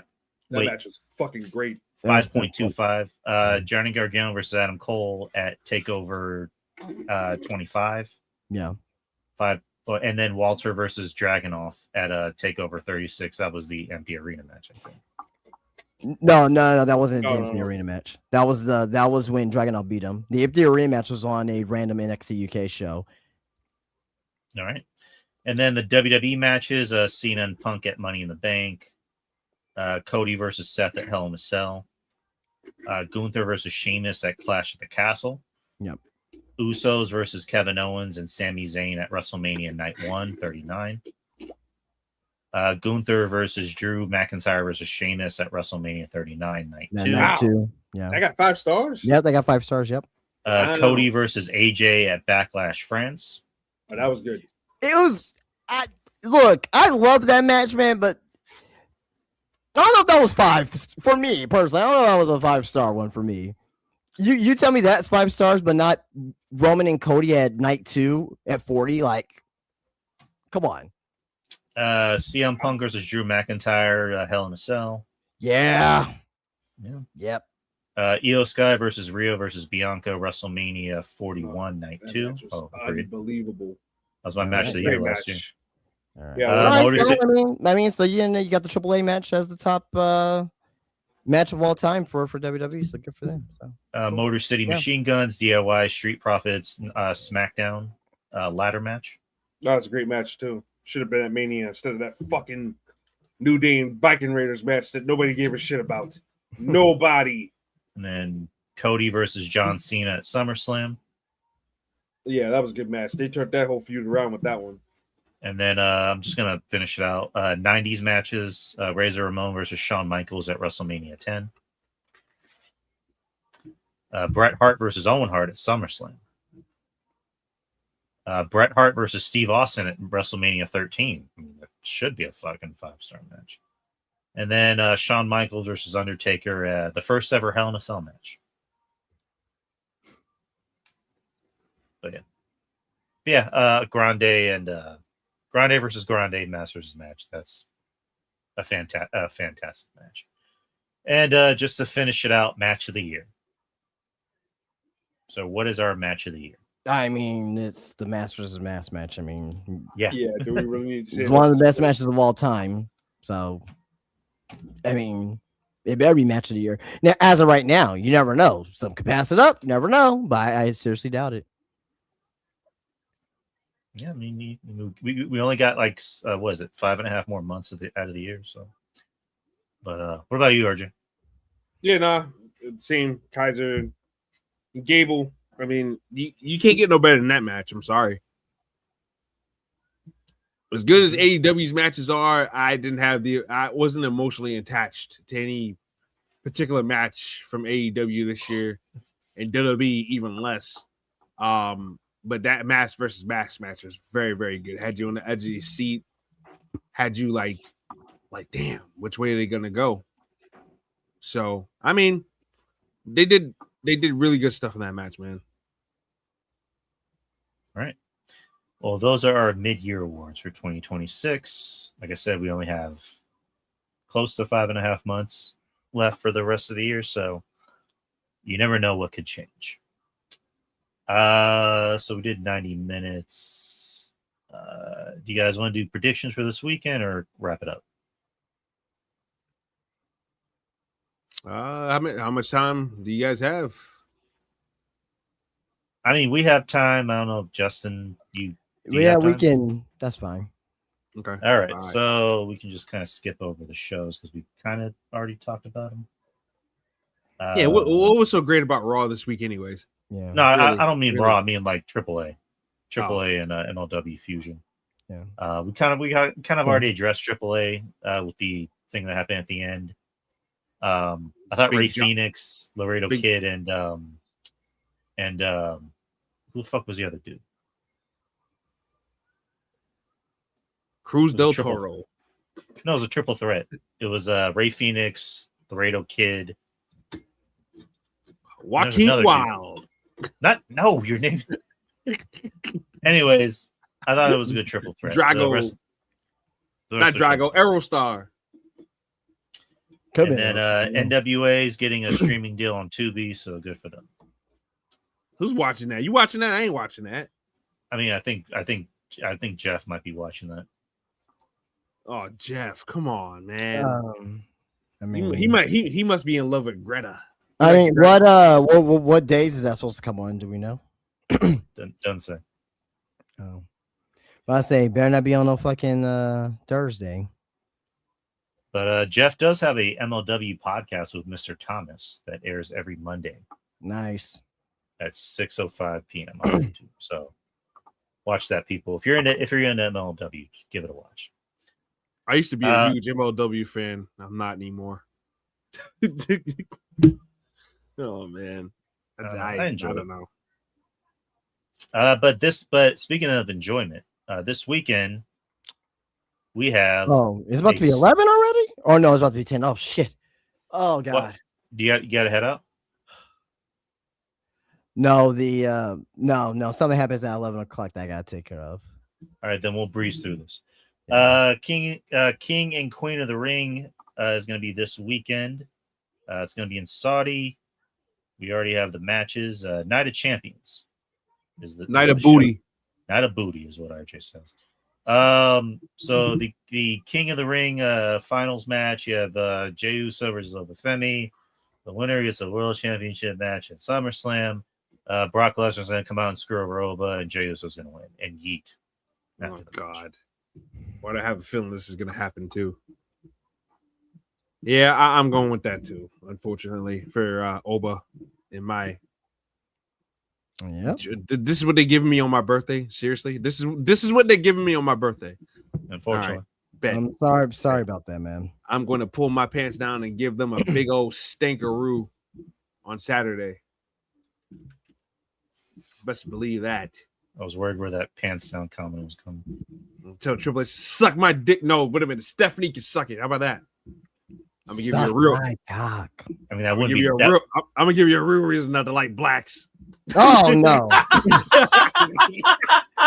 Hey, you never know. You might end up getting a huge promotion in WWE. You know what? You could do creative writing for me. Yeah, that's a good idea, pal. I like how it's Night of Champions, but there's only like 3 titles online. Yeah, Night of Ass.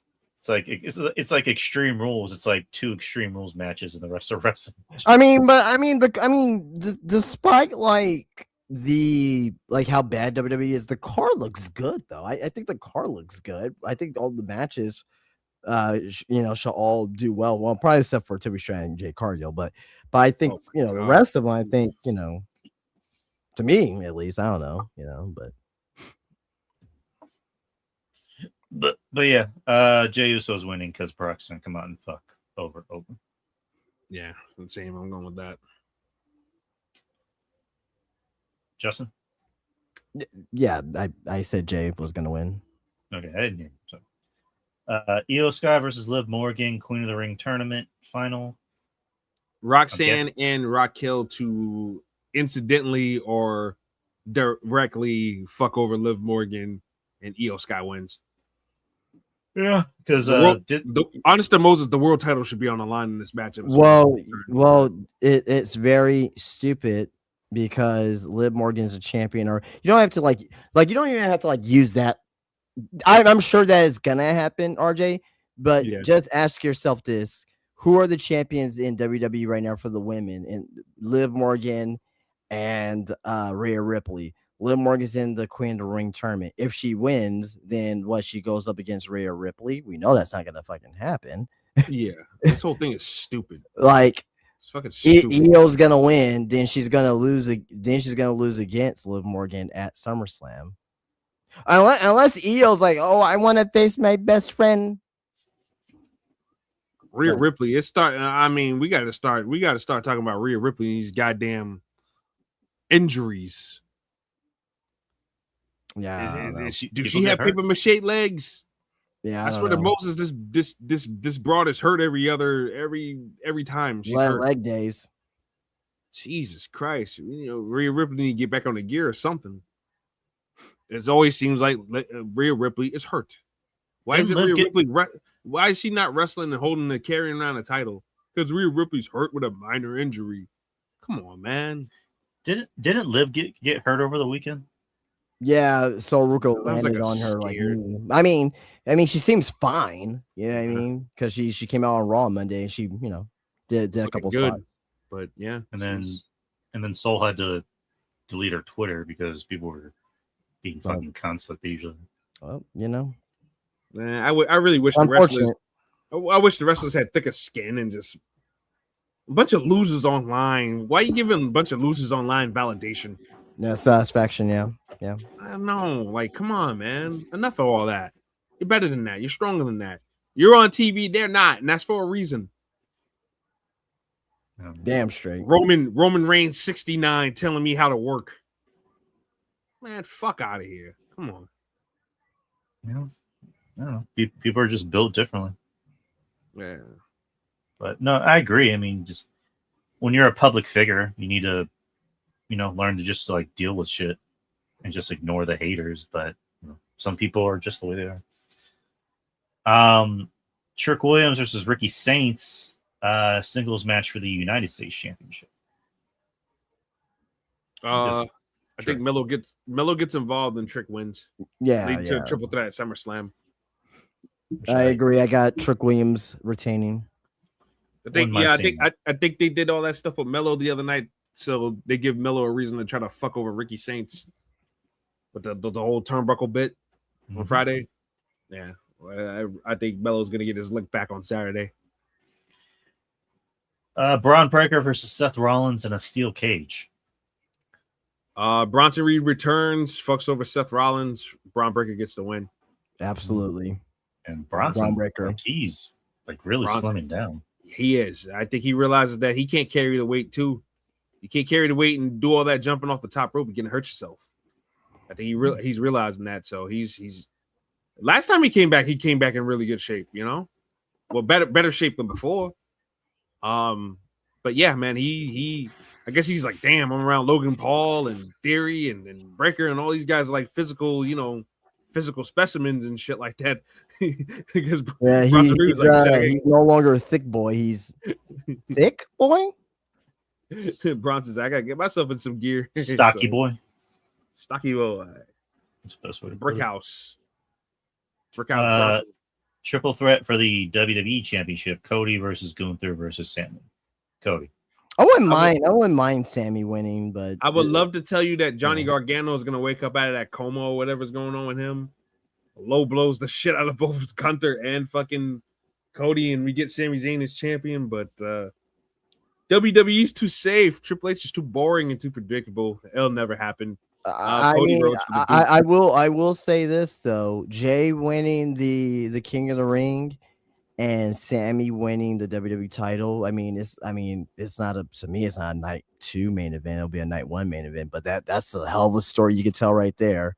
See if they went down that route. See, I would be intrigued by that. I wouldn't at that point. I wouldn't mind Jay winning because of the story that they can tell, and that will actually get me invested in something. But Jay winning just to be a sacrifice to Cody, I don't care for that. Yeah, fuck out of here with that. Plus, I think Sammy would. I think he would make it his personal mission to make Jay look good. Isn't he undefeated in Saudi? With Sammy, yeah, something like that, yeah. Because he only started going with since Triple H. He lost to Drew this year. He did lose to Drew at Rumble. Yeah. Sorry, I forgot about that.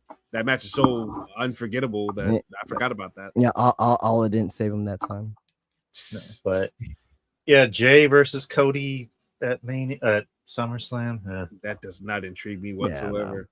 No, but doesn't move the needle. No. Oh my! Jay Uso doing that screamy promo shit. I'm gonna beat you. I'm gonna beat you. He's a tough guy now. One shot, boom. I'm like, yeah, all right, buddy. Whatever. And then Oba just says, I'll take your warning shots and give them to your cousin. But I think Oba and Roman is a Mania match, which is too soon as well.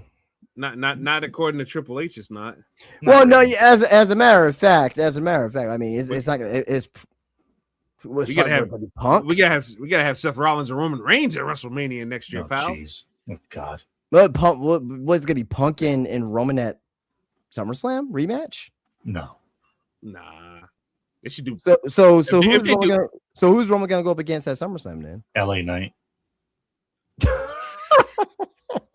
What, to lose? They've been pushing that to lose again. Yeah, they've been having LA Knight go after the bloodline, so that's where they're going. No one wants to see that shit. Yeah, especially if LA Knight's not winning. What's the fucking point? I mean, that could be Triple H's way of being like, "Hey, right. I pushed him." You're right. You're right about the story. You're right about the story. Yeah. But why would I invest my time into that match? Because Triple H says, "Fuck you." That's why.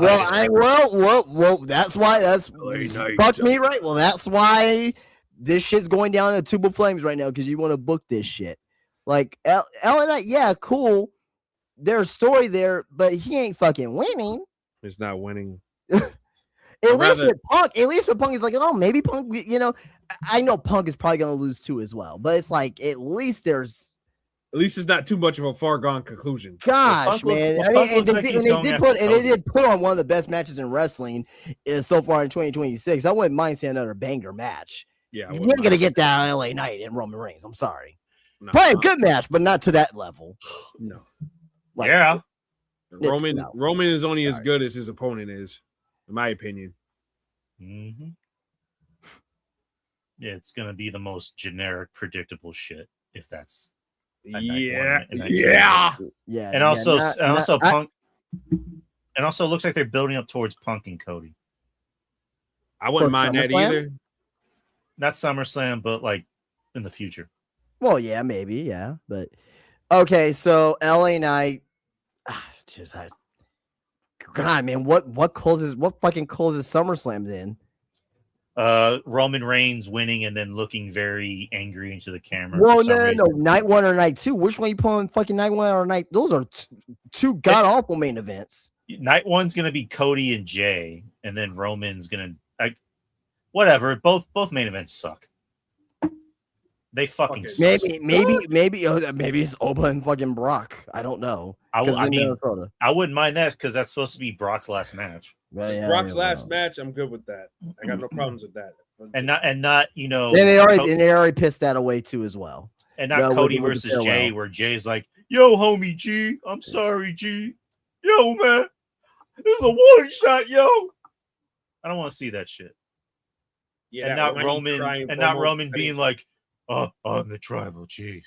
acknowledge me, Acknowledge me, acknowledge me, acknowledge me. acknowledge me. I'm gonna abuse my family and be a dick to everyone, but I want you to acknowledge me. I want love. Fuck out of here with that shit. Like that on Gucci. Yeah, Roman is just Roman to me has go away heat. I'm done with Roman. Him and Seth Rollins, as far as I'm concerned, they can both take a hike, a long hike. Triple H needs to. It's time to let these guys rock. I'm not saying he force them to retire, but let them go on big breaks. Let them go on a year break or something. Freeze their That's gonna make the contract. show even worse than what it is right now. Nah, but it challenges him. It challenges Triple H to find fucking new stars. Rollins and Reigns. He should be challenging himself right now. Apparently, the only one, or maybe two, Trick Williams, Obafemi. Everyone else is like, Yeah, because I'm he's gonna sorry. have no choice. Rollins and Reigns are safety nets for him. Rollins, Reigns, Cody are safety nets for him. With them out of the way, you have to have these guys to put asses in. Like, I know what you're saying, but that doesn't matter. But that doesn't matter to fucking 9-year-old Samantha or 9-year-old Johnny. Of course, that doesn't matter. They want to see Cody. They want to see Roman. They want to put the ones in the sky. They want to go whoa and all that shit. So but you got to give people a reason to care about these other motherfuckers on the roster. I agree. No. Triple H is not doing that. Say what you want about Vince, and we can say a whole lot about him. But Vince McMahon beat you over the head with why you wanted to either cheer somebody or booed somebody. Man, Triple H is not doing. You don't like what you like. Oh my god! Like The fans are tired of bad guy versus good guy. Why don't you like him? Damn it! Tell me. Yeah, you want to see it? Yeah, you want to see his dick? You want to see his dick? Like, holy shit! I'm your genetic jackhammer. Kiss my ass. Kiss it. You son Yeah. of a bitch. I can make my ass do tricks. You like fart jokes? What do you mean you like fart jokes? Jesus, Everybody likes fart jokes. that's a throat burning storm I just did right there. God damn it. Son of a bitch. Oh, Vince was terrible, but he was entertaining as fuck. He was something. He was something. Can y'all hear me? Yeah, Jey Uso's greatest botch moments: missing CM Punk by a mile on super kick, missing the dive on Bronson Reed and Braun Breaker, missing Otis's head by a mile. This is the King of the Ring, folks. This is crazy. That's King of the Ring, and let's have guys that have already been champion win it. Yeah. In a perfect world, who would y'all make King of the Ring this year? I mean, I would have given it to Javon Evans and let him be King Vaughn. King Vaughn, yeah. That would have been funny. King Vaughn. Hey, that would fit in his YN nature too, as well. Exactly. That's what I'm saying. Like, it wouldn't even be like a far cry from anything either. So I mean, he kind of would've seems been like the obvious choice. I mean, Trick would have been a good choice too.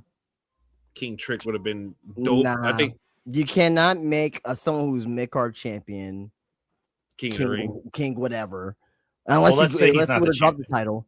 But again, like all these King of the Ring, like it doesn't matter who's going to be King of the Ring. None of who would ever won King of the Ring is going to be either champion regardless. Yeah, which is the sad I mean, part. it's sad. You gotta look at like, oh, I want Javon. Who you put Javon Evans against? He's on Raw. You put him against Roman. He's gonna look good in there, but it's like, is it gonna? Does it matter at the end of the day? Nah, at Triple H hates youth. You know, You got to be 45 years old in order to get a push. This is a core booking creative thing. Period.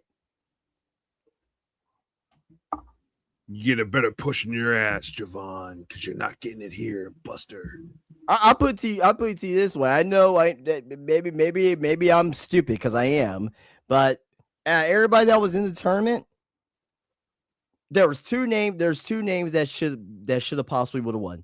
Seth Rollins, because him and Roman obviously history and all that stuff, and there's that maybe Seth beats Roman here because Roman hasn't had the title for that long yet, so it's very believable for him to lose it this early on in his title reign. It's believable to me at least, right? Him and Finn Balor, those are only two. Outside of that, you mean to tell me guys like Tala Tonga, Ricky Saints, Damian Priest? I mean, come the fuck on, people. Like, LA Knight, okay, sure. Like, Royce Keys, I mean, what are we doing? Yeah. What the fuck are we doing? Yeah, I don't know. It's bad right now, man. It's terrible right now. It is. People are eating this shit up. People are eating this shit up like it's fucking ice cream. Shit ice cream. I don't know how. And I don't know it's how. Embarrassing right now. This company is really embarrassing right now. Yeah. And then there's one more match. Tiffany Stratton versus Jade Cargill for the United States. Tiffany Stratton, get this shit over with. Like, who gives a fuck about that match? I don't give a fuck Tiffany about that Stratton's match. winning. I think Chelsea Green's going to make up for her recent flub ups. And yeah, I think that's what's going down. I don't give a shit about that match. They had a bad match last year, and I mean, why would anybody care now? So we're already at the 2-hour mark, so I think this is probably a good time to maybe call it a night. There's 3 other shows this weekend, like I mentioned. There's the NXT show, there's Forbidden Door, and then there's Slammiversary. So it's gonna be a packed weekend. What y'all think is gonna be the best show of the weekend? Maybe I have to pick one. I mean, there's the other doesn't even interest me. I mean, the AEW fans love everything, so they're gonna say AEW is the greatest. The most interesting thing about the TNA thing is that Amazing Red's coming back. Other than that, I have no use for that show either. And there's apparently going to be a former WWE champion show. Woohoo! Apollo Crews makes his debut. That's nice. Apollo! Uha Nation. Uha Nation is coming back. Hell yeah. I mean, even though Uha Nation was a good dickhead heel before he went to WWE, though. Yeah, he was.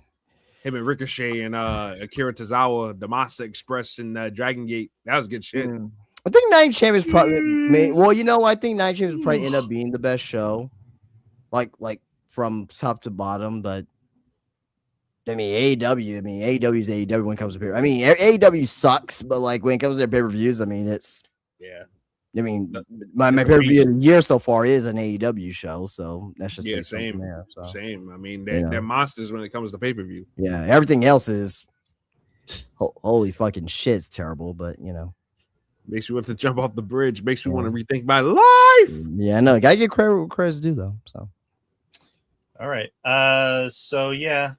Thank you everybody. Thank you, of course, Justin, and thank you, RJ, for coming on here and chatting up mid-year award choices. Thank you, gentlemen. Absolutely. And of course, Ruben out there, if you're listening, we hope you're okay, brother. What happened? Oh, never mind. I thought Trey went down. Okay. But Wolves and Raptors have emerged as teams with Reeves like an insane contract. No, Wolves, Raptors have emerged as teams with interest in LaMelo Ball. I think LaMelo be good in Minnesota, I think. So. Ooh, that'd be crazy. They get him. All right then. Him and Ant, them lobs. But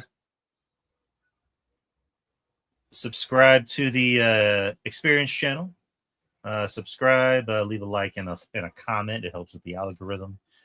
And you get shows like this every Wednesday. You also get Friendly Neighborhood Marks with me and Mr. RJ here. And right. Also this weekend, starting this weekend on Sundays, every Sunday it's after 6 p.m. The show that used to be called Lunches with Punches is now called Real Bites with me and Joe Punches, where we talk movies and TV shows. This Sunday is going to be a pretty packed show where we have a lot of movies and TV shows to discuss. So check that out this Sunday. It's our rebranding is what you can call it. So, and then Speaking Meadow of Drive movies, I Hoops, went to go which that's see, I guess that's going to be a Backroom. seasonal show, which is supposed to be more NBA related. Did you like it? That was weird. Yes, no. It was weird. It was weird. I mean, that's kind of the point. But it I wasn't. enjoyed it. It wasn't. It wasn't special. Am I cutting in and out? Yeah, I guess so. Maybe. Special, the fucking dinner scene and shit. Like, Can you? Drew.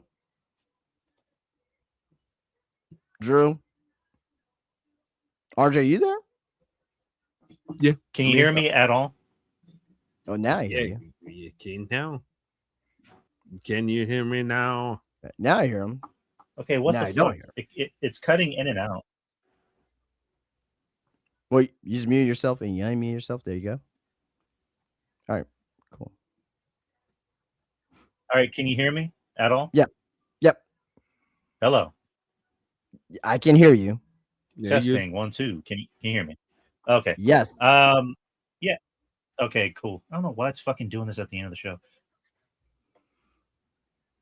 But yeah, subscribe to the YouTube channel, Twitter, X, Instagram, Facebook, and also TikTok. But guys, go ahead and plug yourself. Whoever wants to start. You got it, RJ. You can follow me on Twitter at RJ Unlimited, and where my words have no limits whatsoever. Subscribe to my podcast, The Dragon Chronicles, in the description underneath my name, and that is pretty much it. SpineBarSeas, Follow me on SpineBarSeas on Instagram, and visit me at SpineBarSeas at Wonderland of the Americas this weekend, Saturday only. Sue Young in the house, meet and greet. Come visit. $30 for a picture, $30 or an autograph, $50 for a combo. Stop on by, come say what's up, and yeah, chill. But yeah, wrestling. All right, people. Fun. Wrestling fun. That's what to put it. All right, people, we're done. I will see y'all this Sunday for Real Bites, and we will see y'all next week for another episode of The Experience. So take care, people. Have a good night, and be safe. Peace. Peace.